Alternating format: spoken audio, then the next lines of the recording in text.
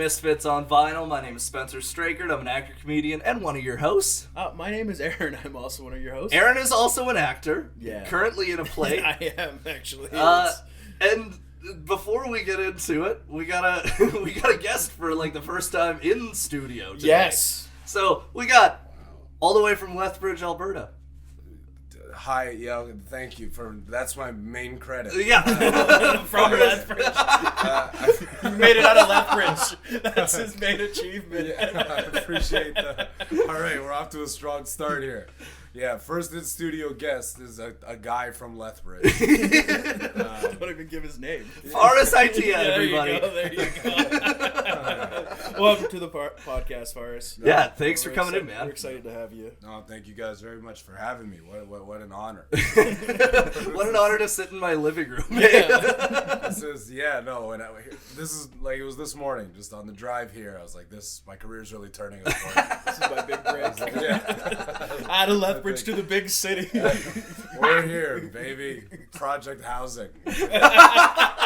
This is Okay. I mean, my apartment is not that bad, I don't think. No. I think in 2023 they call this trendy. Yeah. You're right. I'm appropriating it. I think so. No. This is gonna be a great place to gentrify over the next couple of years. I think so. Actually, now that I think of it, I think that there is no people of color in this building. Yeah. Shocker. Yeah. All right. Renovation's coming soon. Actually, they do renovate every time someone moves out. Yeah, I'm just saying. I think if it walks like a duck. Yeah. That's funny. Then it's probably a chicken. Yeah. Okay, so Faris, couple of things we have to talk to you about because last time we were gonna have. Okay, so yeah, this is worth talking about. We briefly touched on the podcast. Spencer he sleeps like he's taking NyQuil all day, every fucking day. The dude wakes up at 11. He's like, oh, it's an early fucking morning for me today. Right at the crack of fucking dawn, 11:30 in the morning. Spencer slept through the last time we were supposed to interview Farris. And it was quite the shit show. Yeah. I felt really bad about that because we had 2 interviews lined up that day. You should have, you should have felt bad. The other guest, Red Richardson, has not returned my messages. I feel bad, but I also still send like $50 a month to his podcast Patreon. There you go. I feel like it should be okay. Yeah, that'll make up for it. Yeah, money solves everything. Yeah, you don't send $50 a month to me, so I can. Yeah, well, I can if you have a podcast Patreon. Can I now make that a requirement? I gotta pay you for no free labor. You know, I want fucking to be paid too now. Sam, are you in on this? Do you want to be paid as well? Let's do it. Yeah, I was gonna say, fuck. We're unionizing. Yeah. You know what? Spencer's Amazon. He doesn't even let me take a piss during the podcast. I gotta fucking hold it. Actually, that's not true. Last week I had explosive shits and I had to run out 3 times. Yeah, that's true. Which actually, this you might get a kick out of this. Okay. Spencer's a disgusting human being, as you know. Oh yes. So well we didn't mention this on the podcast. So a couple weeks ago, Spencer had IBS. Well, he still has IBS, but he had explosive diarrhea. Imagine I'll start getting a bunch of messages. IBS is a lifelong problem. The haters will come on. How dare you? Well, it's not if I'm diagnosed with IBS. Anyways, he took about 3 shits in about 15 minutes in rapid succession. He would leave the bathroom and go back in. After we finished recording the podcast, I was driving home, and this fucking guy, like we're in high school, sent a picture of his shit. And oh my god! I have a weak stomach. Yeah. So I was driving, and I checked it at the red light on McLeod Trail, and I was going up to Glenmore to get to Deerfoot. Pull over to the shoulder.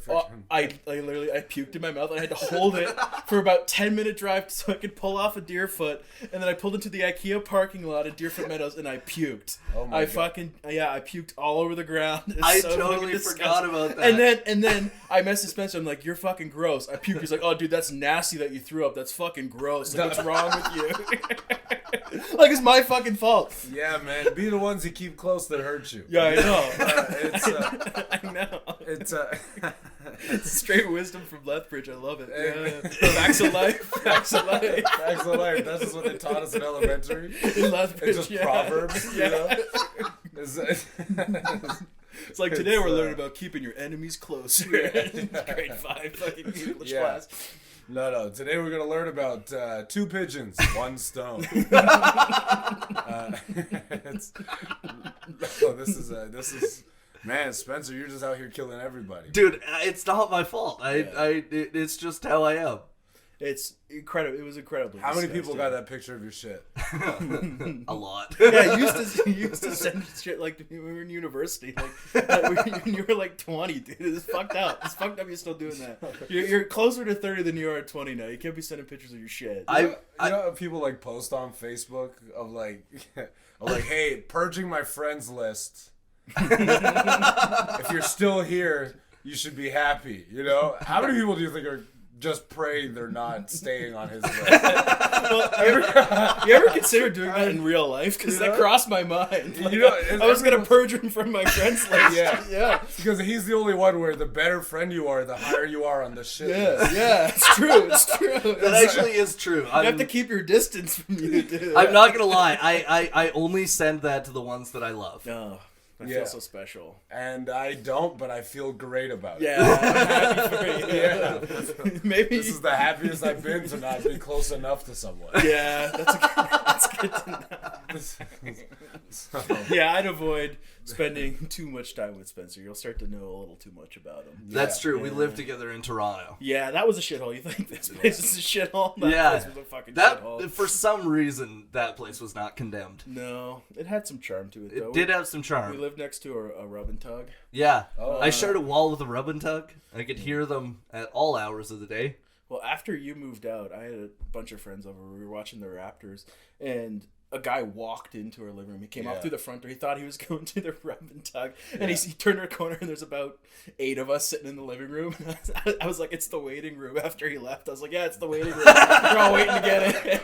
But he came in, this little tiny Asian guy, probably in his mid-40s. He fucking just sprinted down the stairs, dude. He went the wrong door. Yeah, but also, like, there was 2 other times, because there was, before you moved in, when I was alone, some dude walked in the middle of the night, and then that happened to you, too. Yeah. Which, like, I feel like there needed to be better signage. Well, it was because also our back door didn't lock. You remember that? Yeah, that was a problem. Yeah, that was a problem.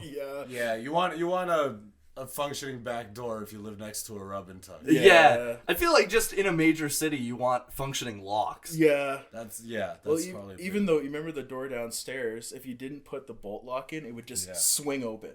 Yeah, oh, snap. So it didn't if you didn't lock the door would just swing open.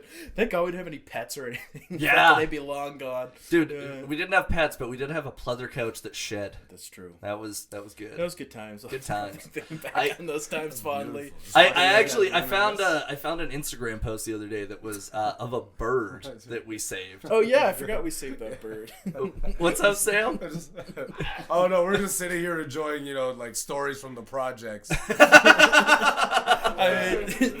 To be fair, we lived in between 2 very nice neighborhoods, just in a really shitty apartment. Yeah, that's such a Toronto thing, though. Yeah, right. It's like Toronto. I remember I was just there in January, and I remember one of the first observations I made was like they don't hide how much better everyone else is doing. Oh yeah, at all. Yeah. Yeah, you can you're in subsidized housing. I do feel like Vancouver is a little bit more glaringly obvious though, because there's no subsidized housing. There's just homeless people everywhere.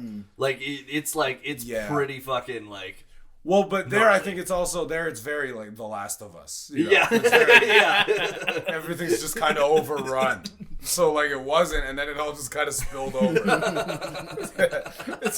what I mean? That's why they're filming season 2 there. Yeah, they don't even have to. They're saving money on special effects. It's just exactly. There's just hordes of homeless just with mushrooms growing out of their fucking heads. Dude, the fucking first time I was in Vancouver in years, it was like during the pandemic too. Got out of a lift downtown to meet up with a friend. I opened the door, and there was literally just a homeless dude jerking off in the doorway of this shop right beside where I got out, and I was like, All right, welcome to Vancouver. This is good. Yeah, man. I mean, well, in fairness to him, you're invading his home. That's true.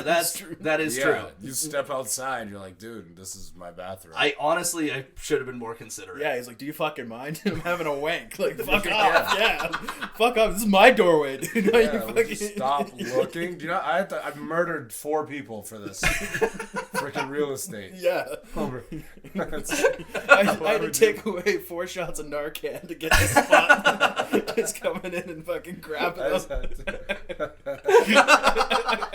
Yeah, I've just been roaming this little, like, this square block, re-injecting people with heroin.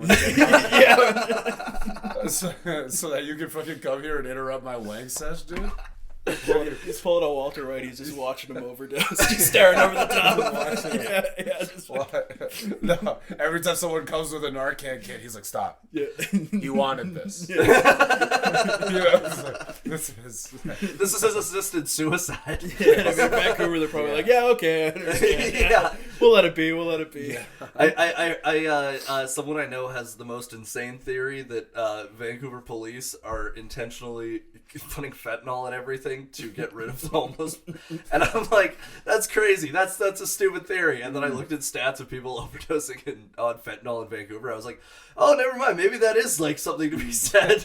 I didn't know we were trading our lime green hats for tin hats today, Spencer. Yeah. Fuck. Yeah. I'm all on board. It fits the neighborhood. Let's do it. Okay. Oh, is the lime green? Is that every episode? No. This is just, I happened to wear this hat today, and Spencer wants to be like me, so he picked It's one true. up and put it back on. Yeah. I was like, I'm gonna wear a hat like him. Yeah. I'm gonna wear pants like him. He doesn't wear pants like this anymore. So I did want to mention one. I have a quick story I wanted to tell, and I think you'll get a kick out of this.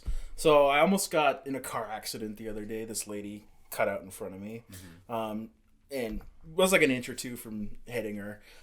Whatever. I pulled over to the side, and she come over and apologized. Like, oh, it would have been my fault. I'm like, yeah, no shit, whatever. But it reminded me of a story when I was in university. I dated a girl through high school, and we broke up. Going into university, and I was stuck in a... Oh, no, I remember this. Yeah, we were stuck in traffic on M.A.A.D Trail, and it was really backed up. It was a big snowstorm, and it was extremely icy, and I look over to my right, and there she is. Okay. Like, fucking, we're parallel. Yeah. Just in this fucking traffic jam. Yeah. Back and forth. So I'm like, oh, God, like, I don't want to see her. Like, and she's, like, we clearly both notice each other. Yeah. And... so we get a break in traffic, and I start to speed up, and then it suddenly stops. Mm-hmm. So I start sliding, and I tap this guy in front of me. His truck, no damage, but I have to get out and like apologize to the guy and whatnot. And she saw it all, and she fucking tweeted out. She's like, "Some people need to learn how to drive." Oh, so fucking embarrassing. It just reminded me of that. I was like, that's like one of the worst fucking. And I was like, oh my God, the whole day I was like fucking kicking myself. I was like, damn it. Like all I had to do was play it cool. Like. Fuck. One time to shine, kiddo. Yeah. Didn't she also like kick you out at the side of the road when you broke up? No, that was a different. That was a different one. Yeah, that's a different. Oh, okay. Yeah. Fuck, that was crazy. Yeah, that was a different covenant. Anyways, it's me and Sarah's 2-year anniversary today, so that's good. I'm making it work with the new girl. So cheers to us. Cheers to 2 years. That's right. Nothing is on fire. No, nothing's on fire. That's good. I'm well proud of you. Thanks, yeah, man. it sounds like it's... Yeah, it's just... It sounds like you had a rough go of it. Yeah. I had to work on myself because maybe I was the problem. Okay. Very possible. Before we get into it, I have to bring this up because we were going to have you on last time to promote your special, Send Help. Oh, yeah. Which is available on TELUS Optic. Yes. And on YouTube. Yeah. It's fucking... I'm gonna give props right now. It's amazing. It's basically like... an art film and stand-up comedy special. It's fucking original and cool. Really well shot. And you did that and then immediately recorded with Just for Laughs. Yes. Like for an album. So do you know when that is coming out yet? It should be May, June, but I know like it's out on Sirius XM first, so I don't know when like the crossover is when it comes back to like streaming platforms. Yeah. Okay, so do you know? Okay, I guess you wouldn't know what it's called or anything yet, but I don't know what it's called. Fuck, because usually they take like a tag of one of the jokes, and that's the name of the album. Nice. So it'll be like Malik's like Hell Yeah Yeehaw or like yeah. I'm hoping they call it Abdul Rahim Jones. That would be great. That would be great. That would be fantastic. Yeah, we'll see. Okay, so what I was going to say though is you were also doing new stuff, and at Tea House last week when you were there, I was like, holy shit, how did you write this much stuff in like this limited amount of time? It was like actually amazing. Yeah. Oh well, that's very nice. No, it's the trick is wanting to kill yourself. I already got that. This is what it was just racing against time, just picking up as many spots as you can, writing. The good thing is it was a lot of ideas that I'd kind of been sitting on that I'd sort of shelved while I was working on the special. So at least like I think I know I at least I had the benefit of knowing where I wanted everything to go, and then. Now it's been able to materialize, and that was such a fun show. Obviously, the Tea House is, and I'm putting this on wax now, the best independent room in Canada. I'll tell you that right now. That's my favorite independent room in the country. Man, sure. That is a very nice compliment. I feel the love between you two now. Yeah. Yeah, I've seen a couple shows done at the Tea House. It's a nice room. It's fantastic, man. There's the only places that rival that energy that I've really played are comedy clubs. So, And you know what? That feels good to hear. But especially because like I don't know, like it's funny because I've been hosting it for like 8 months now, like just hosting every night, and so I've been trying out shit when I'm hosting, which is like the fucking scariest thing to do because you're doing it like brand new, like in front of people, and the crowd is not warmed up. And so I've kind of found I'm like, okay, if something gets a chuckle when I'm hosting there, and then I go and do it at like during an actual set, I'm like, oh shit, that was a good bit. Like, you know, so it's been a really fun place to like try shit out because of that reason, because they are a very honest crowd too. Well, like, that's the thing. And that's what you don't get all the time with independent rooms is like honest comedy crowds, people that respect comedy and are there exclusively for it. Like that. Usually it takes a lot longer to build up than it took you, but it's a hot room. It's and it's one of those rooms too where it's like you don't always need to like politically align.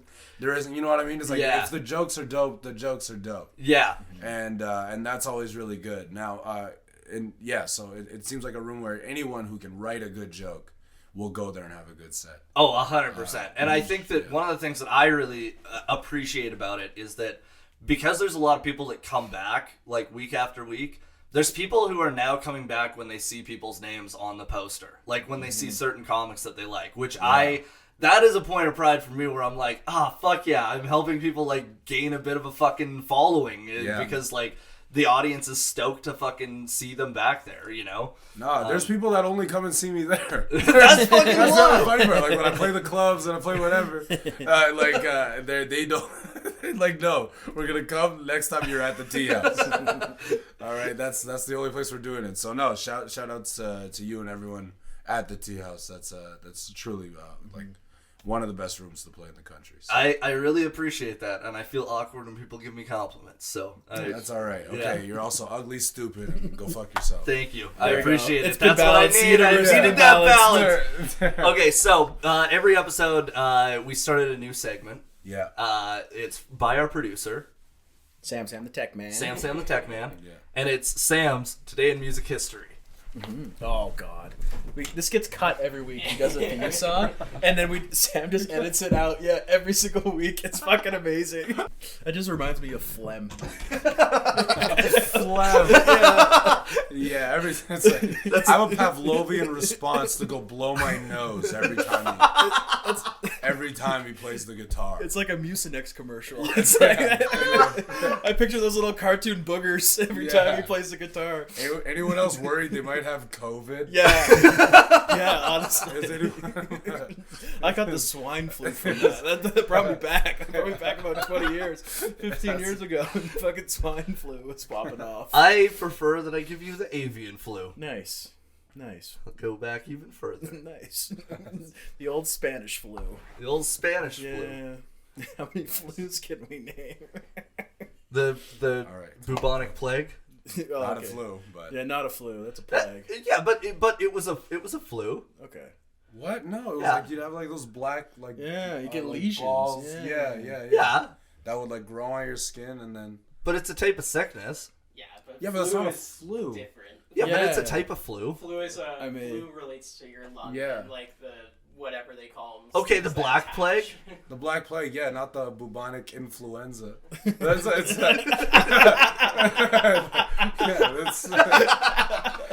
Yeah, people were dying from having the sniffles and having an upset tummy. It was a fucking Well, way here's more- the thing: they were dying from the common cold at the time. Yeah. So it's like they would have been pretty clear about an influenza. Yeah. That's also true. Tuberculosis. That's Yeah. that's what is that? Is that blood in your lungs or something? What is that? It's a type. I don't remember. what- Tuberculosis it's to do with your is white blood cells. but it is to do with your lungs because the It ends with killing you in your lungs. Yeah. So Yeah. you find it in your blood first. yeah. But back in the olden times, they would only be like, "Oh shit, you got tuberculosis. You got to go live in a dry environment," and then people would just dry cough themselves to death. Okay, so Sam's today in music I was history. gonna say this week on Misfits on Vascular Health. I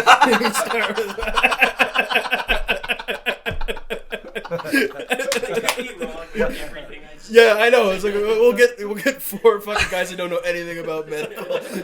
Let's talk about it. Listen, I do know a thing or two about medical. My stepdad is a pharmacist. Oh, okay, yeah, that's genetic, eh? Yeah. The knowledge passes down genetically. Step. Yeah. Yeah. Yeah. It's like, yeah, from him dumping loads in my mom, I've collected the knowledge.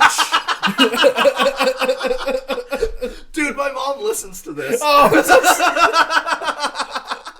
my parents don't. This is crazy. I think even my parents felt disrespected. That's I apologize. That's so funny, dude. I forget great. sometimes there's real people in our lives. Yeah. Yeah, people get affected by your words. My dad's just rolling in his grave.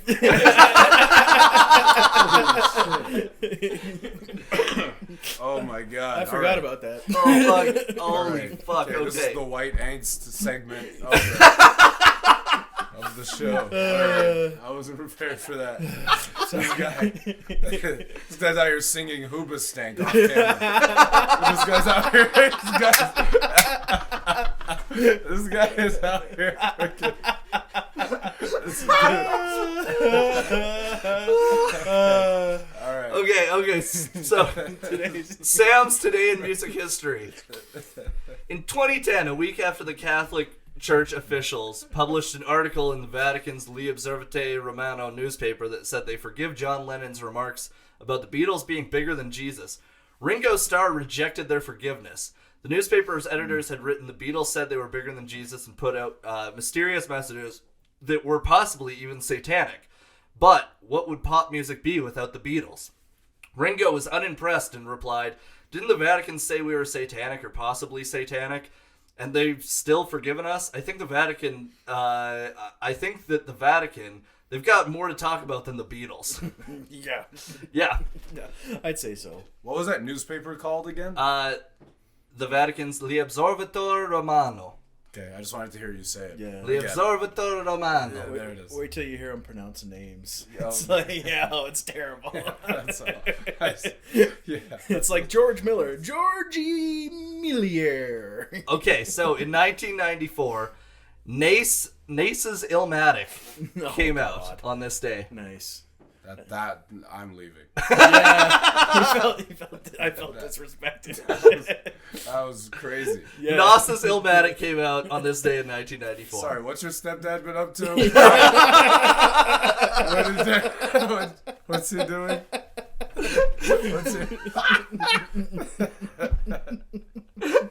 Holy fuck. Okay, we've only got two more things about today in music history. Good. In 1963, the single Ring of Fire by Johnny Cash was released. Mm-hmm.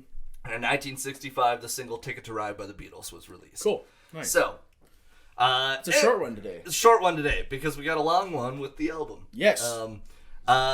So, every week on Misfits on Vinyl, I don't know if you know this or not, Okay. but we review an album.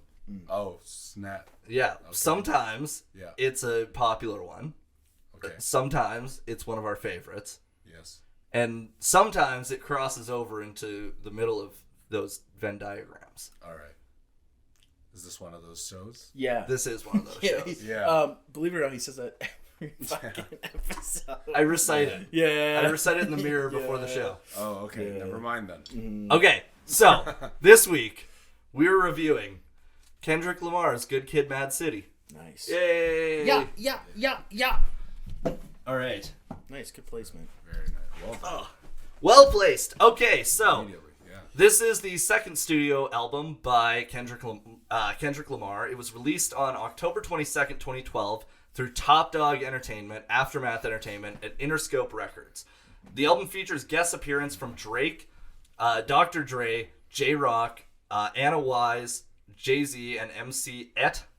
Did I say that right? I'm assuming so. I wrote this episode like a I think month it's ago. MC8. Eight? Oh, okay. That might be a typo. Oh, it might be a typo. It might be a typo. I did write this on. No, it's not a typo. That is how, but I'm pretty sure it's MC8. Oh, shit. Yeah, Okay. yeah. MC8. Yeah, fun fact about producers and rappers. Sometimes they don't spell everything. Really? I had no idea. Crazy. That's nuts. Yeah. I'm learning this for the first time. You should see the track list for J. Cole's 2014 Forest Hills Drive. That'll give a librarian You know what? an aneurysm. He's got a song on there that is about me. Is that so? Yeah. Crooked Smile. Oh, that's beautiful. Nice. Yeah. Nice. That's I heard that song actually for the first time when that album came out, and I was like, "Aw, this is actually nice. It's for Every us, time. us for us snaggletooth fucks." I love when Spencer talks about his teeth. I swear to God, nothing makes me happy. I swear, like one of these days, I expect to see him on like one of those commercials to like fix an Indian kid's smile. You know, I'm always just like, every time, man. I'm like, every time one of those ads comes up, I'm like, this is the day. This is the day. I was gonna say, too bad your stepdad's not a dentist. Yeah. Listen, my chompers have gotten me Yes, some work lately. I know. I've gotten a nice little paycheck from having a weird smile. So Nice, man. Yeah, The Last of Us, man. These budget cuts are crazy. dude, it's insane. This is- Oh God, actually, okay. So when I was still smoking, I was on Billy the Kid. I had to say this before. So the very first day on set, the like on-set makeup lady came up to like check to make sure like in between takes that everything looked good, and then she was like, "Wow, she did a really good job with you." And I was like, "Thanks." She's like, "Yeah, I can't believe she got your teeth that yellow." And she hadn't touched my teeth. And I was like, she didn't touch my teeth. Oh. And then this makeup lady was just like, I watched her die on the inside. I'm so glad you said it to her too. Just like you passed the pain on that she gave you. Yeah. You exchanged the pain back. I exchanged it back. I was like, please, yes, die of embarrassment in front of the director that is Oh, within man. earshot. That Dude, is it was so so funny. fucking funny. It was so funny. Yeah, well done. I laughed very hard. Okay, so Kendrick had worked with producers such as Dr. Dre, Just Blaze, Pharrell Williams, Hit Boy, Scoop DeVille, Jack Splash, and T-Minus, among others, on the album. Recording sessions for the album took place at Patchwork Recording Studio in Atlanta, Encore Studios in Burbank, TDE in the TDE Red Room in Carson, and at my mama's studio in Los Angeles. Okay, Good Kid, M.A.A.d City has a low-key downbeat production with atmospheric beats and subtle, catchy hooks. It eschews. Is that a real? I don't know. This is straight from Wikipedia. Oh God So- damn it! God damn it! We did it again. It eschews contemporary hip hop tastes and generally features tight bass measures, subtle background vocals, and light piano. Would you agree with that? Would you?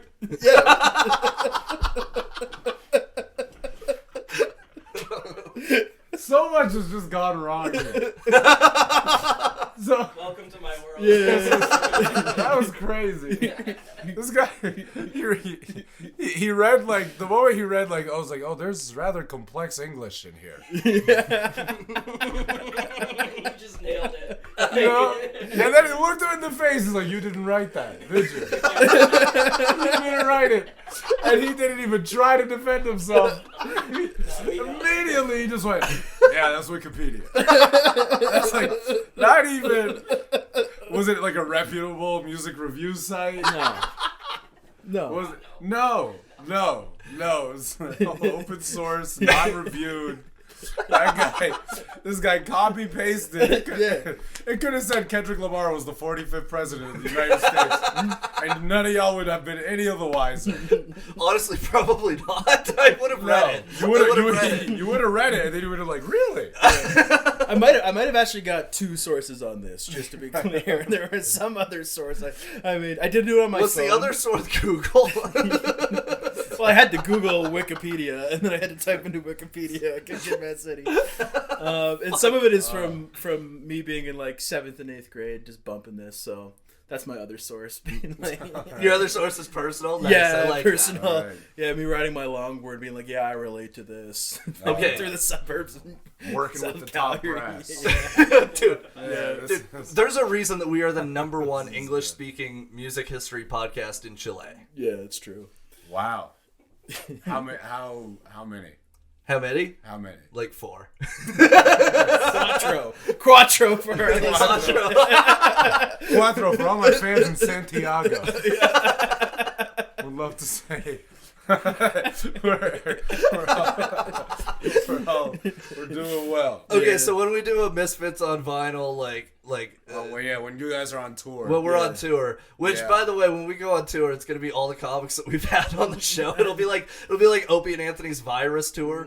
But we'll go to like obscure countries like Greenland and Chile. Actually, right now in Saudi Arabia, we are like in the top rising charts. the charts, It's yeah. kind of funny. I was not expecting that. Saudi Arabia. Yeah. Well, I guess. Here's a man. great time to visit. So it's always a great time. Let me tell you something. No. Fuck. Okay. Chile and Saudi Arabia. Like, what's the cultural crossover? I don't know. VPNs.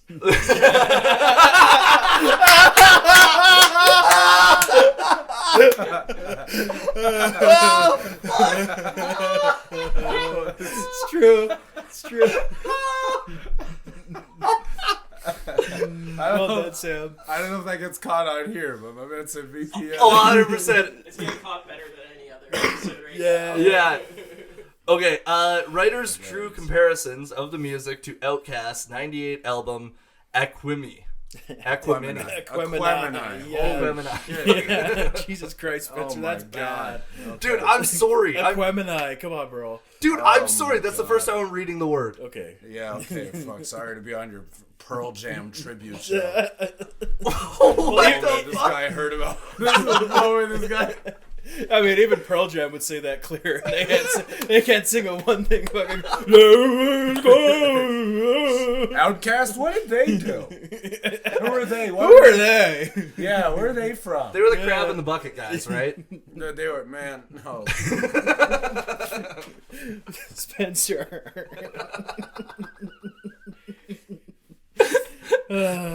I've effectively ruined the mood, so I'm gonna move on. You're so clearly about the culture. You get it. Andrew- It's like Jonah Hill and you people. You get it. You get it. Yeah, man. I'm gonna have to watch 21 Jump Street to start liking people again. Yeah, fuck. I'm sorry. That's a Kanye. Oh, yeah. Yeah, That's okay. okay. Yeah. We're deep in the Kanye lore on this podcast. Oh, I am sure. Yeah. Thank you, Jonah Hill, for changing how I. Believe it or not, white guys from the suburbs love Kanye West. So What? we checked that demographic to a fucking T. Yeah, fair. This is true. This is true. White guys from the suburb in trendy downtown Calgary housing. Lyrically, the album chronicles Lamar's experiences in his native Compton and its harsh realities. He shares his teenage experiences in the drug-riddled streets and gang lifestyle of his neighborhood. You know what's pissing me off now is I can't even say normal words right because I'm like actively overthinking it because I'm waiting for you motherfuckers to jump on me for saying something wrong. It is kind of a gang up on Spencer No. episode. Yeah, I don't know. Even now, like the whole thing, it sounds like he's about to give a speech at a school. Like you're about to call Kendrick Lamar up to an elementary school class. You know, they're like, yeah, so he speaks about his experiences on the drug-riddled streets. It's like a Reagan speech from the 80s. It was like, I was like, wow, Dare program's got some high level speakers, man. Nancy Reagan wrote this episode. Yeah, man. Clearly, the feds really invested. They don't want you to smoke weed. It tells the story of a non-linear narrative. The songs address issues such as economic disenfranchisement, retributive gang violence, drug abuse, and relationships, while analyzing their residual effect on individuals and families. Kendrick introduces various characters and internal conflicts, including the contrast of his homesickness and love for Compton with the city's plagued condition. The use of various characters and perspectives on these themes allow Kendrick to share his points of view from different time periods of his upbringing to paint a full picture of his life growing up in Compton. Nice. That's beautiful. I didn't fuck up any of those words. No, you did good. No. There was some big ones in there. Mm-hmm. Yeah, no, that was no strong start to a master's thesis. Okay, so Del F. Cowie of Exclaim.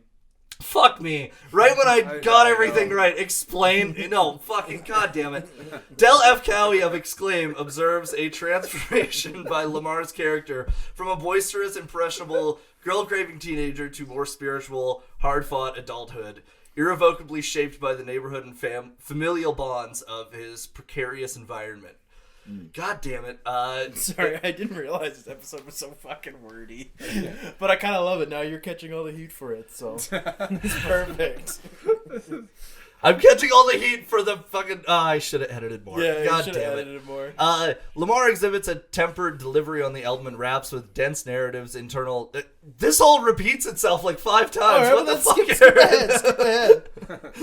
Okay, the cover art for Good Kid, M.A.A.d City features a baby Lamar, 2 of his uncles, and his grandfather, with the adult's eyes censored, possibly for privacy reasons. He explained that the reason why he had not censored his own eyes was that the album's story was told through his eyes and is based around his experiences.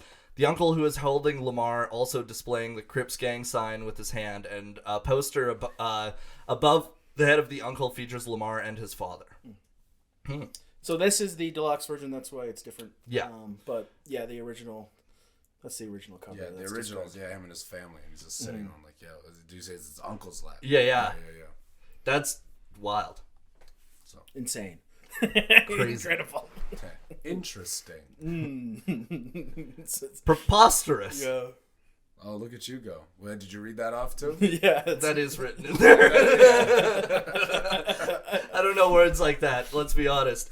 Okay, so Kendrick, about the artist, Kendrick Lamar Duckworth was born in Compton, California on June 17th, 1987, son of a couple from Chicago. Although not in a gang himself, he grew up around gang members, with his closest friends being Westside Peru Bloods and his father, Kenny Duckworth, being a gangster disciple.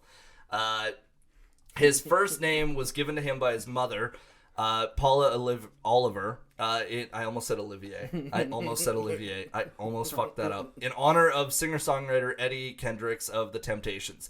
He grew up on welfare and in Section 8 housing. In 95, at the age of 8, he witnessed Tupac and Dre film the music video for their single California Love, which proved to be a significant moment in his life. He's admitted to being quiet and shy in school, and his mother confirming that he was a loner until the age of 7. He was further educated at Sentinel High School, where he graduated in 2005 as a straight A student.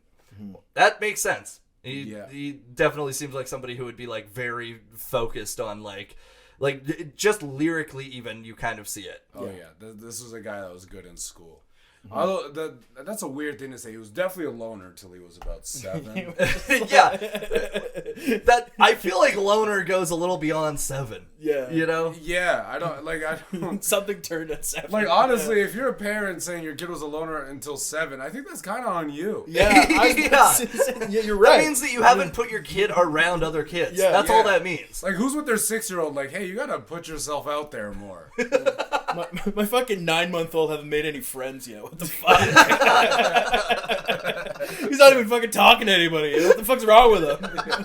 We gotta get him tested. Yeah, he's like not much of a conversationalist, this guy.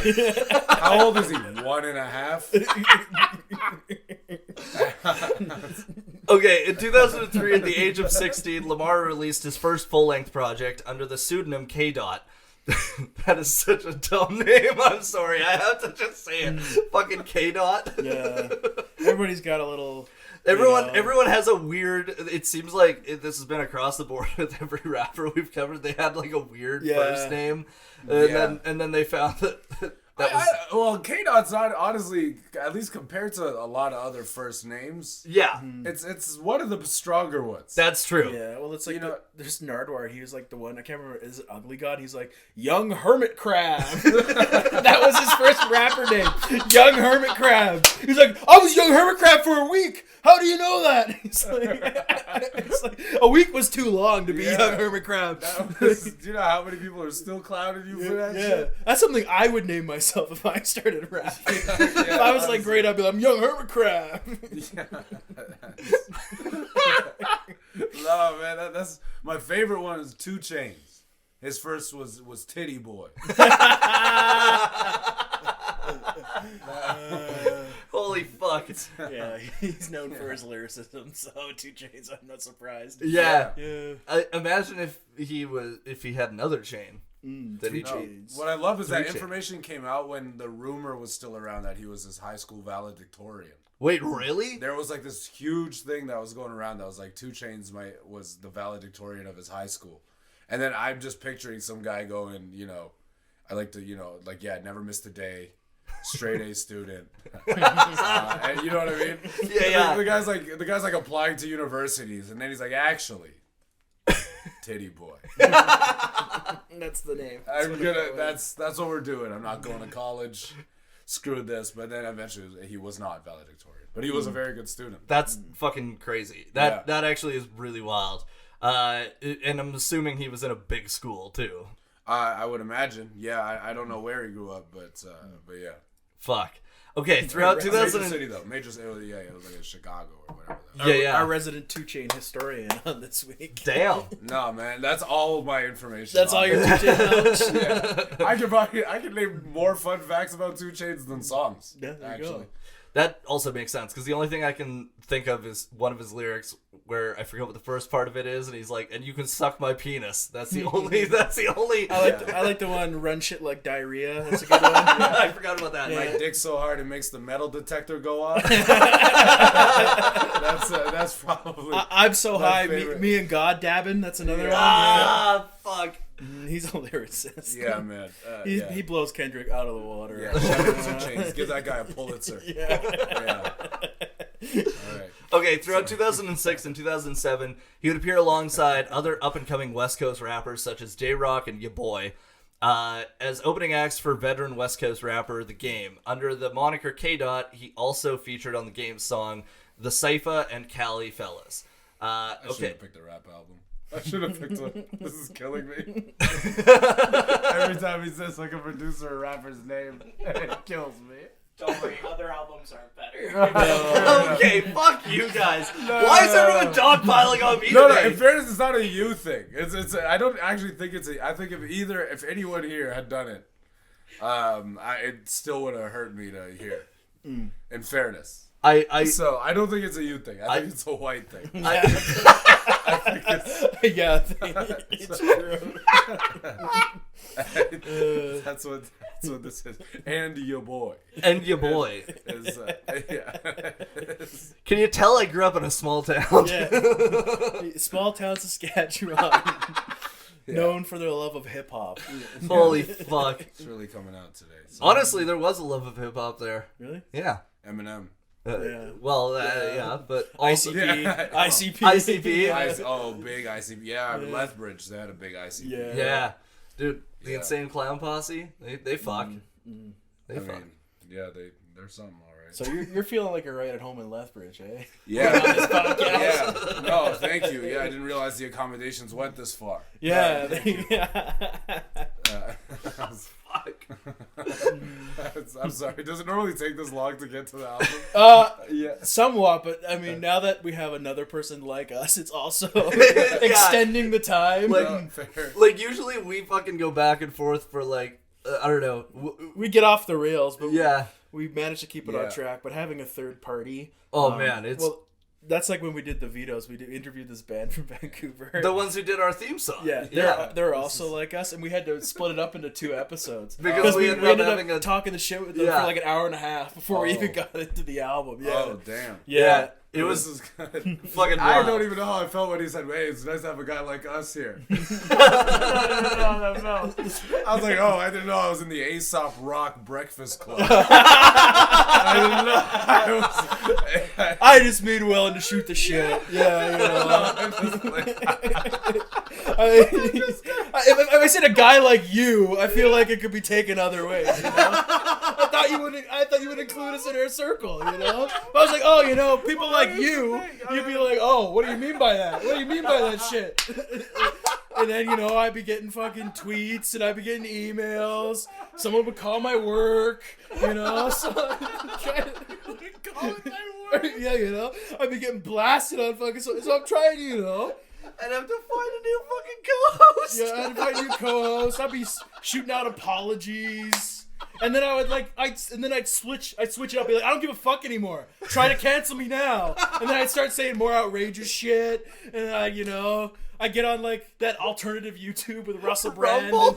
Yeah, Rumble. I'd be on Rumble with Donald Trump and Russell Brand, just shooting the shit. Dude, you get picked up by Crowder. Yeah, I'd be on Louder with Crowder, and then I'd be appearing on Tucker Carlson. Oh like, my god. You'd start doing stand up. Yeah, I'm gonna limit that. Hey guys, I'd like to announce my partnership with the Daily Wire. Check out my article in the National Post. Yeah. Things are really Got a hot new collab with Ben Shapiro this week. Yeah. This fucking article would be like, why are black people ruining rap music? Yeah. We need more of Eminem. Hoodie Allen is the best. That guy NF, he slaps. NF, that's cold, man. NF is that's cold, man. Holy fuck. How much insecurity did I just pull out of this man? Holy shit, that was a legendary riff. I'm just saying, technically speaking, Machine Gun Kelly wasn't that bad. It wasn't that bad, but his current stuff is legendary. I really like his turn into the pop punk scene.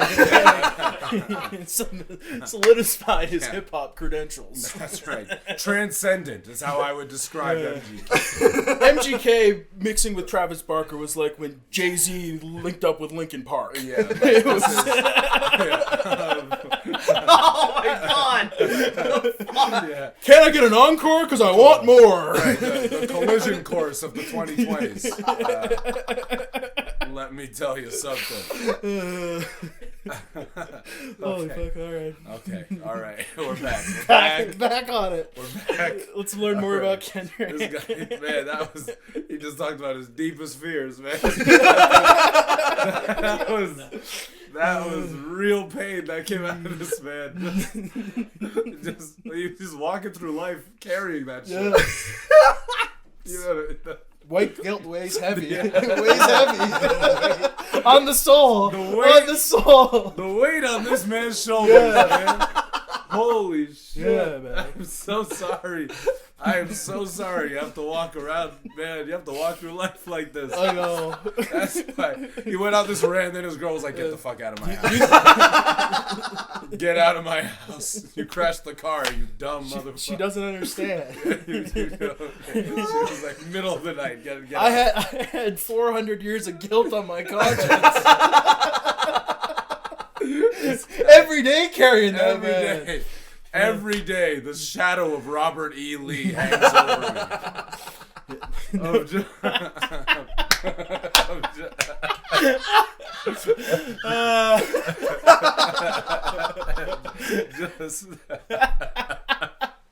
Oh my god. Holy fuck. Okay. I just have to say, that is for sure the most off the rails we've ever. Yeah, that's true. I'm sorry. There's the clip. Legendary rants.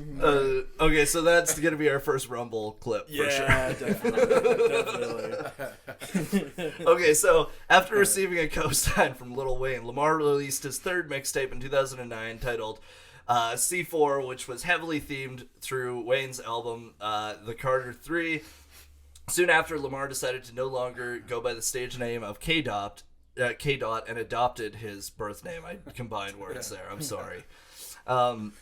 Throughout 2010, Lamar toured with Tech 9 and J-Rock on the Independent Grind Tour.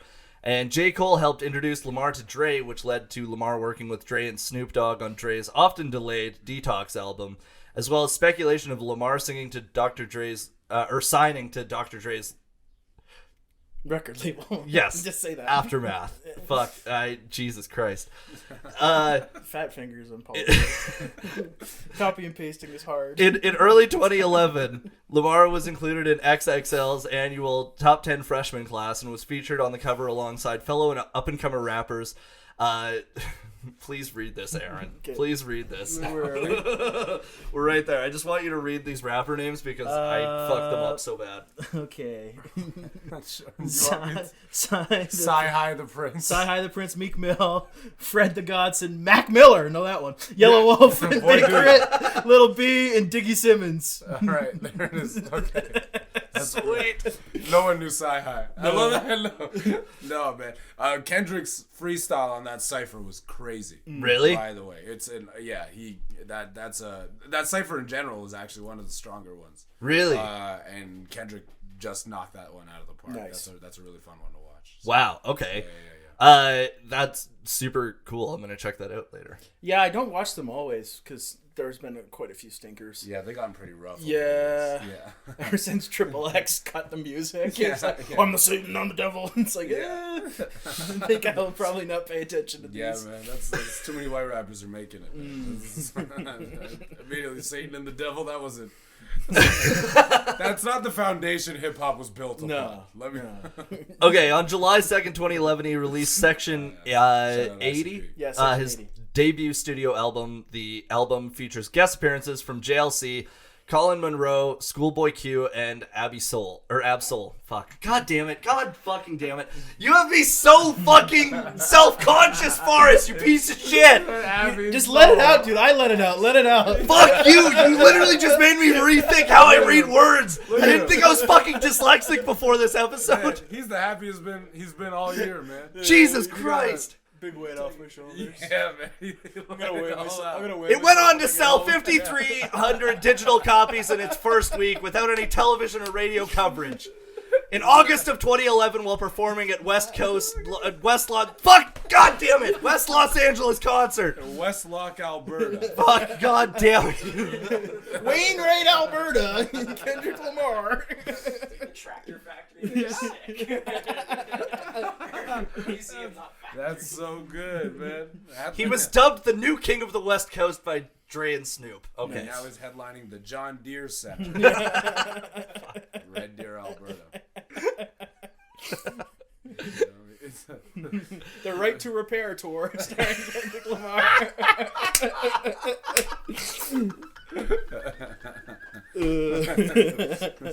He's passionate about farmers.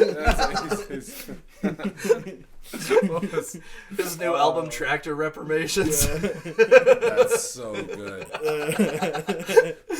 The My Cousin Doesn't Need Benefits tour.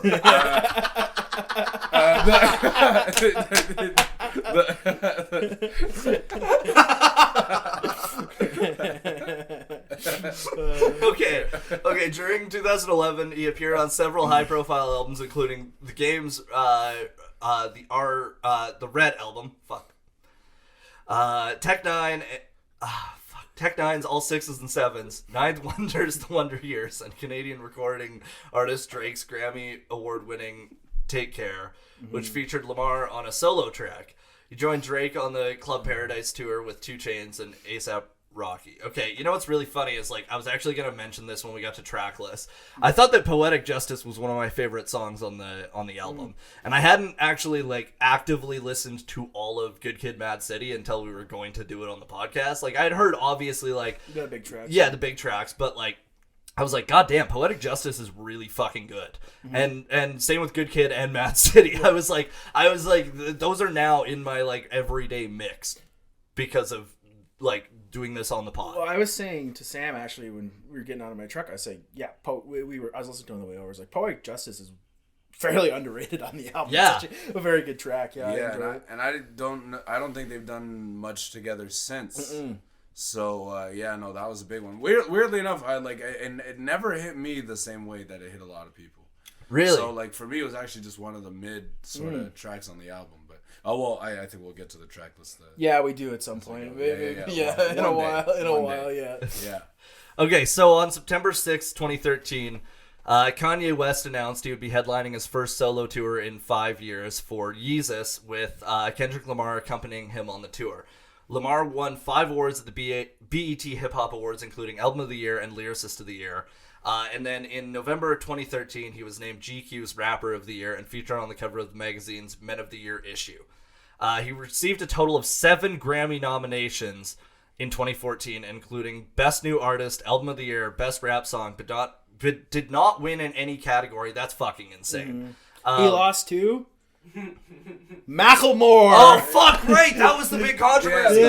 Yeah, that's got like one of those infamous text messages. He ever sent where like I guess Macklemore went. I was like, hey, you deserved it. Yeah, and then Macklemore shared it. Like that was the thing that was all fucked about it, because like Kendrick said in an interview that he was like, I was fine with the message that he sent me, but then he fucking posted it on Instagram, and it just made it really weird. Made it worse. Yeah. Like even in general, him, because Drake also released Nothing Was the Same that year, so it was like this was truly one of the great like lineups. And then they're like, we're gonna pick the worst album. Yeah, and the meme album, and then the other 2 guys were like, dude, just take the win. Yeah, because like honestly, like I will say like Thrift Shop itself is a fucking hilarious song. It's a great song. And it's a great song. No, even like honestly, that's not even a bad album. The Heist was actually a very good album. The Thrift Shop, Can't Hold Us, even what was it, like Wings, like there was a handful of songs on there. Same Love was corny, but and also I hated that at the Grammys that year. That was when they when the state of California legalized same-sex marriage, and so he performed Same Love, and then a bunch of same-sex couples got married, including Ellen DeGeneres, which was just really awkward to watch, because I'm like, this is so fucking staged, and it's just that's the thing. It all just felt like it just felt like a bunch of people that are like, what, us homophobic? Never. And then also on top of that whole song is him being like, I cried because I was like, I think I'm gay, and then my mom was like, no, you're not, and then I wasn't. Yeah. Like, what the fuck? Have you seen... He's like, I think I'm gay. His mom was like, you're 8. Have you seen Pop Star Never Stop Popping, the Andy Samberg movie? It's like Never stopping. Yeah. So he's got a song in it called Equal Rights, and it's like, I'm not gay, but if I was, I would want equal rights. And it's like, it's just parodying that whole genre of songs. Really? It's fucking amazing. And the whole song, throughout the song, he's like talking about all these things. He's like, not gay, sports, not gay, titties, not gay. And Weaver's like, I had 10 women in the bed at the same time, not gay. It's like, he's just going on and on about how not gay he is. It's fucking incredible. Good watch. Okay, so he released his next album on March 16th, 2015, To Pimp a Butterfly. And the album debuted on the U.S. Billboard 200 charts at number 1, selling 324,000 copies in its first week, and established Spotify's global first-day streaming record at 9.6 million. That's fucking insane. He won 5 Grammys at the next Grammy Awards, including Best Rap Album. And then in 2016, he released a compilation album, Untitled Unmastered, containing 8 untitled tracks, each dated. The tracks were unfinished demos from To Pimp a Butterfly, and the compilation album debuted atop the U.S. Billboard 200 as well. His next album, Damn, was released on the 14th of April 2017 to rave reviews. It marked his 3rd number 1 album atop the Billboard 200 chart, which is pretty fucking crazy. The single Humble became the first number 1 as a lead artist on the U.S. Billboard Hot 100. And on May 4th, 2017, Damn was certified platinum. he was then featured in the highly anticipated soundtrack for Marvel's Black Panther. What the fuck was that song again? Oh shit. I know the beat of it. I don't know the name of it. On it too. But that was on the Black Panther. Yeah, the one that's Stars, or it might be. It was on a few. There's All the Stars, X or 10. Sia's on a bunch of them too, right? Yeah. SZA. SZA, yeah. Sia, fuck me. No, he did a song with Sia. Yeah, he did when Kendrick had his weird pop face. Yeah, Sia, Taylor Swift. Oh yeah, I forgot he had a Taylor Swift. Yeah, Taylor Swift. Honestly, Bad Blood with him and Taylor Swift is pretty fucking dope. No man, listen, it's catchy. It's catchy as shit. Works. No, even like The Greatest with Sia, I didn't mind it. Oh yeah, fuck. His feature on the Imagine Dragons song, Radioactive. They did that at the Grammys. He did it live somewhere, and then they remixed it, right? Yeah, and it was great, man. The Kendrick Lamar pop phase was actually not that bad. Yeah, that performance they had like the big fucking drums. Yeah, that was actually really sick. And now they had Imagine Dragons got that song with Jid. It was pretty good too. Oh damn, I didn't. Yeah, they got a new one too. Yeah, that's something we got to cover at some point too. Oh yeah, dude. Don't worry, we'll get to it. We will. When we finish this episode in 3 weeks, we'll get to it. Sounds good. Okay, so on February 13th, 2022, Lamar headlined Super Bowl, the Super Bowl halftime show alongside Dr. Dre, Snoop Dogg, Eminem, and Mary J. Blige, as well as 50 Cent, which won him the Primetime Emmy for Outstanding Variety Show. That was fucking incredible. Like, okay. Fun fact, last year, when that happened, I was hosting a Super Bowl halftime, or a Super Bowl show at a Boston Pizza because my career was really taking off at this point. I was supposed to do, like, time in between, like, during halftime, and then I was like, hey everyone, we don't want to see me do shitty jokes, do we? And everyone was like, no. I was like, yeah, I just want to watch the fucking halftime show. And everyone was like, yeah. And then the management was like, hey, you're supposed to do time in between. I was like, dude, nobody wants me to do jokes right now. I was like, all they want me to do is watch the fucking halftime show. And then I've never seen people applaud at a television before until that night. And I was like, this is crazy. Like, that is fucking phenomenal. It was great. That was a really good halftime show. That was a really fucking good halftime show. The vibe was awesome. I've always wondered how, like, the Bloods felt watching it. That's been on my mind for a long time. I'll be honest. Like, I've thought about that way more than I should. But, like, Snoop Dogg was so blue, dude. Yeah. It was so blue. I was like, this is crazy, man. He was so blue, he was in Eiffel 65. Nice. All right, okay, on to the next. Yeah. I'm happy with that. Fuck you guys. That was... Okay, notable tracks on the album. I'm glad we signed at the same time. We're in sync. Yeah, he's gonna be like, he's gonna make an in sync reference. He tried to Saskatchify that, you know. This guy. Yeah, I'm Blue. Eiffel 65 came to Saskatchewan 5 years ago. That's when they started playing it on the radio. Yeah, it started charting. Yeah, it's just on Saskatchewan charts. Once they got out of their Garth Brooks phase, they were like, "Oh, dance music." Yeah. Got out of their Garth Brooks phase. Sorry, I apologize. Dude, he sold out like 5 fucking shows in Saskatoon in a row. Well, to be fair, he does that in Edmonton too. He just sells out like 5 or 6. I read a stat that he is like the highest paid musical act of all time across like record sales and stadium tours and everything, and he hasn't recorded a single fucking album in like 30 years, which is actually nuts. That is bananas. Yeah, he beats out the Beatles, which is fucking nuts. Well, I mean, when you cater strictly to rich whites, like... Well, doesn't he cater to rich whites, though? He caters to the fucking... He caters to, like, people from, like, my hometown. That's... Well, I guess, yeah, it is. Yeah. It's the rich whites and the backwoods whites. Yeah. and it's they come together. The backwoods whites help him with the streaming numbers. Yeah. Because they can't buy the albums. Yeah. Well, I just have always It's like there's just like his whole fan base just they gather, they commune around their mutual hatred for minorities.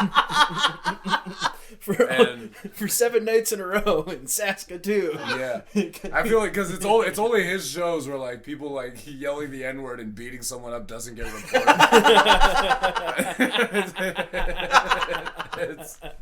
it's like there's people always just getting kicked out, fucking bar fights and shit. Like, it's like Country Thunder. Yeah, like it's only when Garth Brooks is in town, like the bike cop numbers go up, you know.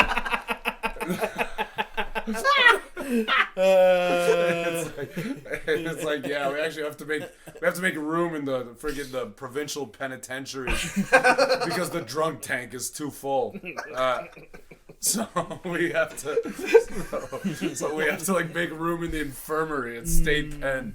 So Dude, Prince Albert's jails are all full after his concerts. That's it. The number of people that aren't allowed to drive anymore after a Garth Brooks concert. They're back in like 6 months. Yeah, in Saskatchewan, the DUI doesn't hold up in court. They're like, but how was I gonna get home? No, in Saskatchewan, a DUI is a misdemeanor. Okay, notable tracks: Backseat Freestyle, Bitch Don't Kill My Vibe, Swimming Pools, Poetic Justice, Mad City, Money Trees. All bangers. Yes. I mean, you could almost list every track on the album. You really could. Yeah, like you could read them all off. I mean, they're all really fucking good.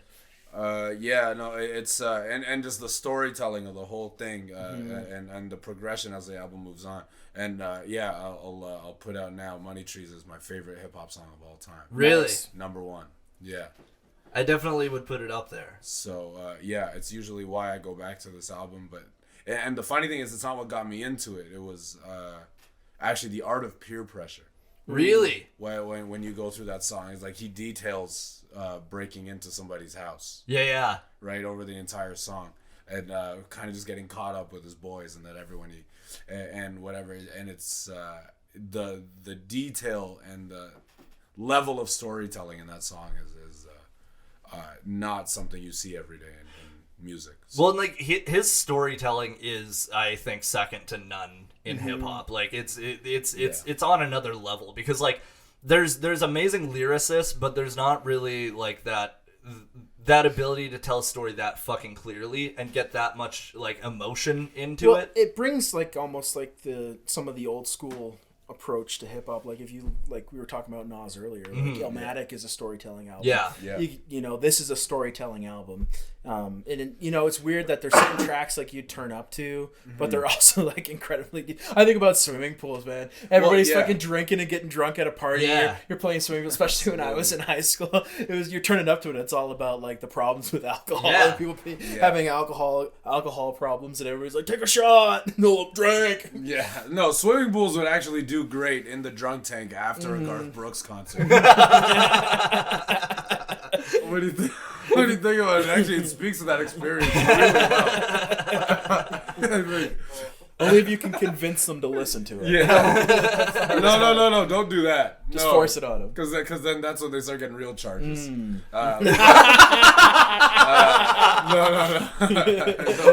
Holy fuck! I'm sorry, man. okay. Garth Brooks, your fans, I'm sure you guys are great.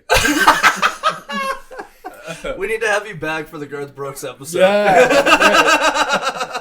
Honestly, I'm struggling to try to name a Garth Brooks song. Like, you know what's funny is like I guarantee you, everyone in this room, if you heard one, you would fucking know. Probably recognize it. Yeah, you would recognize it. We because, grew up like, in Alberta. Yeah, and it's like it's weird how fucking often his songs are still played. Like, and I mean like. It does what it does. It's not like I think like there was some songs that were much better. I think my favorite sorry to get off topic of Kendrick for a second, but my favorite Garth Brooks song is called Much Too Young to Feel This Damn Old, and it was actually the reason that Chris Ledoux got like a resurgence in popularity, and it was Garth Brooks' first single. And it was about this old like rodeo guy that's like going down the road and he can't make money rodeoing anymore. And he just had one line in it that said, like, a worn-out tape of Chris Ledoux. Now, what's crazy about this is Chris Ledoux was a 1977 world champion bareback rider. Oh, I was about to ask you who the fuck Chris Ledoux is. But he, while he was rodeoing, he was recording albums, and, like, he would sell them out of his truck. And then throughout the 80s, his, I'm sorry, I don't know why this is funny. It's, like, a cool fucking story. No. I just bareback riders what I call most girls I meet in small town Alberta. Actually, like whenever I'm in Brooks, I'm like, going to the old beat packing plant. Met me a little bareback rider down by the meat packing plant in old Brooks. Anyway, I'm sorry, man. No, it's okay. I get it. It's okay. Continue. I was down at the local Lamleys. Consorted with Listen, real cowboys don't go to Lamleys. I'm just gonna say that now. Really? No, what? They do not go to Lamleys. If you're a real cowboy, you get your shit from from either mom and pop shops, or like if you're getting a hat, you order it like custom from like Smith Built or like American Hat Co. or like one of those places. Wow. Yeah, like real cowboys don't shop at Lamleys. That is strictly a city thing. That is a city person thing. Damn, so all y'all been faking it. All y'all Lamleys motherfuckers. Lamleys fakes it like a motherfucker. You're all cap Lamleys goers. All of you. Y'all full of shit. Y'all ain't real. You ride a horse as well as I do. That's right. You're all cat. Okay. I need to get back to this for just a second. So Chris Ledoux would record these like songs about rodeoing specifically. Yeah. And they were selling great at rodeos, but he was like never charting or anything because he was selling like mixtapes that he would fucking record himself, right? Yeah. But he had like an underground following, so he was performing at bars and shit after he retired. And then Garth Brooks mentioned his name in that song. And he got signed to a label immediately, started doing stadium tours, and like blew the fuck up in the early 90s. Which is just like really wild. So that's the one good thing that Garth Brooks has done. He's given Chris Ledoux a fucking he gave him a platform. There you go. Yeah, man, not enough white dudes getting paid out here. Not enough.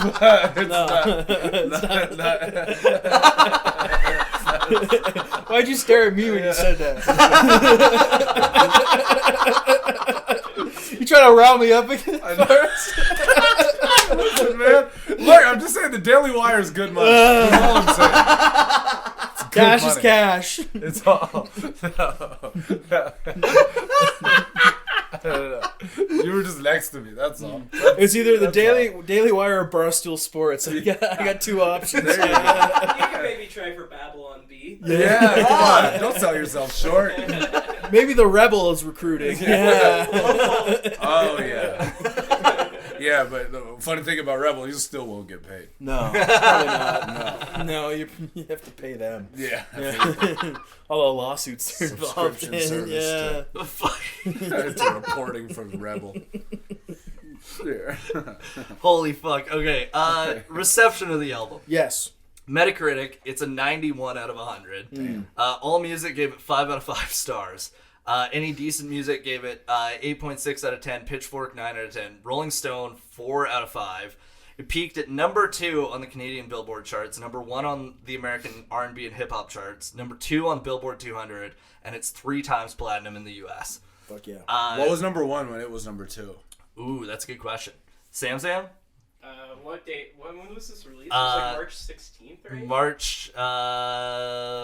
No, October 22nd, 2012. Oh yeah, it was To Pimp a Butterfly. It was March. Yeah. And yeah, well, that was what 3 years ago. October what? October 22nd. Was the first release of this 2012? Yeah. Really? Dude, I was in grade. I just went into grade 12. Yeah. When this came out. fuck, this is singles. The top single was Maroon 5's One More Night, followed by Gangnam Style. It was a dark time. It was a very dark time. It was. It was. Little did we know, though, that a year later we would get the absolute banger, What Does a Fox Say? Breaking the fucking charts. Yeah, no, it was a dark time. There was that weird time. Babel, Mumford and Sons. Oh, okay. Okay, and that's now half the band is in here, so.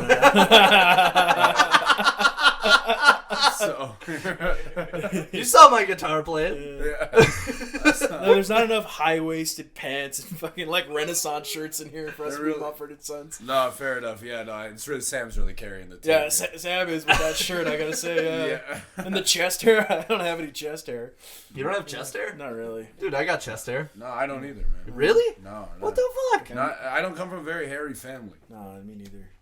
Yeah. I knew there was a reason why we got along. Yeah, there was some. Yeah. I sensed your lack of hair. I was like, something was. Yo, clicking. you hairless? Yeah. Yeah. Yeah, man. It's the way you looked at me, I knew it. You smooth. You smooth? Yeah, I'm smooth. Yeah. So at the end of this episode, you guys are gonna feel each other's balls. Why'd you have to make it? Yeah. That was so weird. No. See, this is why the heist won a Grammy. Yeah. Fuck you. Yeah. I was about to say, Macklemore, chill out. There. Yeah. Yeah, fuck. You didn't have to text me after. Yeah. Okay, well, You didn't have to text me. I'm just letting you know I pooped yesterday, so I'm not gonna poop today. So you won't get any messages like that. Oh, you only do like once every other day? Once a week. Oh, God. I think that's called constipation. I thought that was normal. No, I don't know about No, you. I'm not right. I'm not a weekly pooper. Yeah, I'm just kidding. I'm regular, Yeah, I was guys. gonna say. Weekly is crazy. Yeah, Okay, so Weekly, really concerned. weekly is pretty wild. Yeah. okay, so every Just week, like- every week at the end of the episode, Yeah. Painful. every week at the end of the episode, we rate the album out of 10. Yes. We go on technical, musical, lyrics, album art, reception, and does it hold up? So technical, I would say like it's mixed incredibly well. It's very, very crisp. It still holds up in that it still sounds very new. Yes. So I would probably go high with the technical rating. I'd say like 9 out of 10. Do we need a calculator for this one? Because now that we have a third, Yeah. it does complicate our scores. I'll Oh, okay. We all do it individually, and Yeah, the I aggregates up, right? Okay. all right. So, All right. 9. Shoot. Oh, you got me. I got you. Okay. Okay. Okay. What's your technical rating? I'm gonna go high too. I'm going 9.5. 9.5. Yeah, I think this might be close to a 10 for us. This album, Yeah. it's gonna be very close. Yeah, I think the only reason why I don't give it a 10 is because To Pimp a Butterfly exists. Okay, yeah, that's actually a very So good I'm point. gonna Yeah. say 9 because you have to leave room for like how incredibly made To Pimp a Butterfly is. Yeah. So I'll say a 9 out of 10. Okay. So now musical. Technical, yeah. Musical element, I would also have to go pretty high because I think that the style of beats on this album were different than a lot of shit that was coming out at the time. It was definitely original in that sense. So I would probably go like I would say 8.5 out of 10. I'd say like across the board from section 80 going forward, the music and the style of beats he's choosing is different than what's going on. Typically, I mean, damn, he got a little bit more mainstream with what he was doing, but it was still had a little bit of a different spin on it. But I'd go high on it too. Would you go 8.5? I went 8.5. Yeah, I'm gonna go 9 on it. Every song is just about perfect except the song Real, which I still to this day claim is Kendrick Lamar's worst ever song. So 9 and literally 1 point minus because I hate that song. Really? Yeah. Wow. Okay. Yeah. Now lyrics. I would go really fucking high on lyrics. This is easily a 10. Yeah, this is a 10. Yeah, that's a like 10. you can't. Like, No. You can't. No, that's easily No, a 10. Yeah. love one of you bucket-headed hoes. No way. 10 out of 10. Okay, album art. I mean, okay, this album art is very recognized,le in like I think that the deluxe is almost more recognizable than the original. Yeah. So I'd probably go. God, I'm gonna say a 9. I'm gonna go a little bit lower on the original cover. I'm gonna go an 8 on it. I think it's unique enough, but honestly, I would recognize more of the deluxe edition, like you said. Yeah. So I think there's a little bit of, you know, when I pictured Good Kid, M.A.A.d City, I pictured this album cover. I didn't picture the original. So I can't give it like a, you know, I would give this one a higher rating, but that's not the album I'm reviewing. So I'm going an 8. Going an 8. Okay, all right. Then it's the album art like on the original. What I do love about it is how well it explains the album. Mm-hmm. In that, you know, everything from like the audio recordings that are like at the end of every track, like all of that stuff, the Xing like the eyes out of everybody except himself, but the van is the more recognizable, the minivan. But I'm gonna have to match you. I'm gonna go 8. 8. Reception. It was basically 9 out of 10 across the board. Yeah. And I mean, the only thing to really knock this album, which isn't even his fault, is the snub at the Grammys. Yeah. So that's not really on him. I mean, a 9, I think, is... And also to get 5 nominations for, like a first-time nominee getting 5 nominations is like, every time that happens, it's pretty fucking incredible. So, yeah, I'd give it a 9 out of 10. Yeah, I think... Do we agree across the board? Yeah. I'd say yeah. And then does it hold up? I'd say yeah. Oh, absolutely. It doesn't hold up 100%. It was one of those albums that almost sometimes feels like it's getting better with time. Yeah. And like even when you listen back now, and I mean, part of it, we're older, or whatever, and it's like, oh, you keep finding new things. Yeah. And I still keep a good chunk of the tracks in rotation. Yeah. That's not a lot of they steps. haven't really, like we said, they haven't aged poorly. They still hit the same way, like, or even better. Yeah. So it's certainly aged really, really, really well. Yeah. All right. Well, then what is our final score, Sam? I'll round up for you. 9.1 out of 10. 9.1 out of 10. Ooh. Wow. All right. That's fairly good. That's really good for us. Usually we always come around a 7. Yeah. We gave Springsteen's Born in the USA a 7.5 out of 10. Yeah. Yeah, I would have given that a 4. Okay, so before we end things, Yes. we got to give a couple of plugs. Yeah, we got a couple dates to plug. I know you got dates. Yeah, You Farris has probably got dates. Yeah. First things first. Let's say April 28th at 6 p.m. We're at the Calgary Comic Expo. We're doing the music and video games. We're doing a live recording.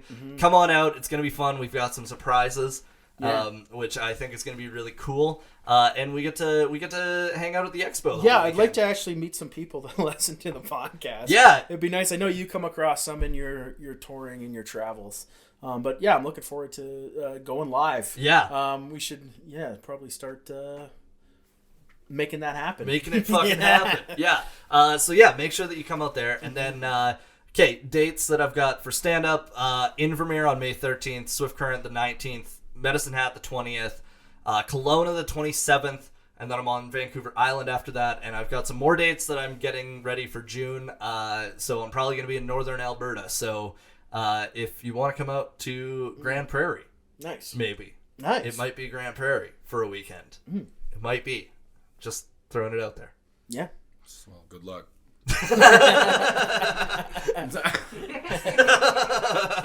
Not wrong. No, I openly hate that place. I was doing a show. I was doing a show actually here at the Yuck Yucks here in Calgary, and some guy from the audience something happened, and it came out that he was from Grand Prairie. Derailed my whole set. Really? Yeah, the last 10 minutes of my set was spent just shitting on Grand Prairie. And by the way, maybe the best comedy's ever gone for me. Let me say now, I've never killed harder. There you go. So if you're from Grand Prairie, go fuck yourself. I will always maintain the position that Grand Prairie, Alberta is a third world country. Okay, so you hate Grand Prairie more than Fort Mac? I do, yes. Really? Yeah, absolutely. That is so surprising to me because I hate Fort Mac more than anywhere else. And look, I'm not saying I love Fort Mac, but you can go there and still see the gleam of hope in someone's eyes. Whereas Grand Prairie, all of that life is left Every single person. Maybe you shouldn't go to Grand Prairie. I mean, not now, because every single person. Look, this is a true story. I'm doing a show in Grand Prairie, and when you do well at shows in Grand Prairie, they invite you to the strip club. The audience will say, you gotta come. And they came to me after a show, they're like, you gotta come to the strip club with us. I was like, absolutely not. I'm not here. You know? and then this is how they tried to convince me. This was like their selling point. Was I said I can't go, and they were like, what?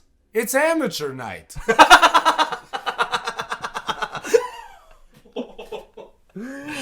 So you get to see Glenda Maid try to do a pole dance? What down on her luck travel nurse from Reno? Open pole night at the fucking Grand Prairie is out here. Is out here where it's like, no, this is appointment viewing. Tryouts. Absolutely not. Bring your best 5 minutes. Absolutely not. Grand Prairie, go fuck yourself. That's a terrible place. I need the money, and I still refuse to go back. So you're not going to Grand Prairie, but where are you going coming up next? If it's not Grand Prairie. Where am I going? When is this out? This is coming out this Wednesday. This Wednesday. Okay, yeah. Well, I'm on vacay a little bit for the next couple of weeks. Yeah, you're going to Sudan, right? Yeah, well, yes, well, kinda. We'll after the pod. But what's it called? At May dates, I'm gonna be finishing kind of the last leg of the Where You From tour, where I've been touring the country. I'll be in my last Alberta dates. I'll be in Edmonton at the Underdog May 11th, the Grindstone Theater May 12th, and the m.A.A.d on May 13th. I'll be in Kelowna May 20th. Dakota's nice. Pub. Yeah. You're there the week before me. There you go. So get your tickets for both shows, please. Do it, man. Dakota's, is it Comedy Lounge? I don't know. They changed the name. They change it every time. It used to just be Comedy at Dakota Sports Bar, and then it was Dakota's Comedy Lounge, and now it's the Comedy Lounge at Dakota Sports Bar, Pub and Bar. I don't know. Put at the start of everything. Yeah. And then I'll be in Vancouver headlining Comedy After Dark May 31st till June 4th, and Victoria May 27th at Heckler's Comedy Club. Nice. Yeah. That is a fucking fun club. That is that is I think one of my between Good Times and Heckler's, it's hard for me to determine which is my favorite. In Canada, I would have Heckler's is probably my top 3 or 4 comedy clubs in the country. It's amazing how that club is. Victoria is the only place I've ever been where the late show is a better crowd than the early show. Really? I don't know what the fuck. Yeah. It's so fucking weird because I was like, that was weird that the early show was like so drunk and rowdy, and the late show was like sitting there like at attention and like really into the show. And then I was like, that's so weird. And then everyone there was like, yeah, that's like every week here. I was like, that's fucking crazy. Actually, we had a more engaged early show. Really? Yeah, but mind you, the energy was still just bouncing off the walls, like both shows. But the early show was a little bit more with it. Yeah. Damn, that's crazy. So apparently we got an anomaly. But Victoria as a city is awesome. It creeps me out a little bit. It's almost too perfect. Mm-hmm. Y'all seen Victoria? Like it's very Stepford Wives. Except they don't got Uber, and then you pay like $90 to get to the ferry from there. Yeah, in a cab, it's fucked. It's wild. Yeah. You need to connect. You need somebody to get you around over there. Yeah, definitely not cheap, but amazing city, and Heckler's. I'm not at Heckler's, but I'm in Victoria the week after you, so I'm literally just following you on this tour. It seems. And that's what it sounds like. It sounds like I'm just following you. Yeah, but no, you didn't have. That was a weird way to end. And we talk about my dates, man. I don't like how you said that. I honestly kind of checked out there. Yeah, that was kind of, and then he's just like, I'm going to be following you. Yeah. I'm just stalking you, okay? I'm sorry. It's well, that's good, man. I'm glad to see that you're on tour and doing your shit. And getting out here. I know you got you're closing up on your next hour. Yeah, I'm closing up on it. Yeah, you're closing in on getting that done. So yeah, man, this is great. Please come out. Anyone who sees, a lot of people watch this, right? Yeah. And also, I will say this. Like anyone that's not Sam? Yeah. Yeah, my mom. Remember? Sorry. Remember? Sorry again. Sorry. Yeah. Well, hey, Mom apologize. Streichert. Hey, listen, I'm no Garth Brooks, but she actually did go to the Garth Brooks concert. Funnier. Oh, I know. That's where you met your stepdad. Okay, no, but honestly, anybody out there, go check out Farris' special and go see him live. He's one of my absolute favorite comics to watch. Your material is so fucking funny, and you're doing something that no one else in the country is doing right now, and it's really fucking cool to see. So, go check out Farris.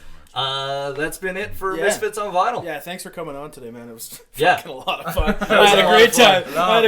Had to come to terms with some things, but it's been brilliant. Yeah, it's been a really good time. This is definitely some of the most fun I've ever had podcasting. So, this is a good time. Cheers. Thank you guys very much. All right, well, we'll see you guys next week. Yeah, thank you. Anal contusions. Thank you for listening to this episode of Misfits on Vinyl, hosted by Spencer Streichert and me, Aaron Walsh, and of course produced by Sam the Tech Man, Sam Lindsay. If you like us, please rate us, subscribe to us, share us. Our socials are Misfits on Vinyl Podcast on Instagram and TikTok. If you want to send us an email with any suggestions or criticisms, we love that shit, so send it away. It's misfitsonvinyl@gmail.com. We love you guys. Thank you.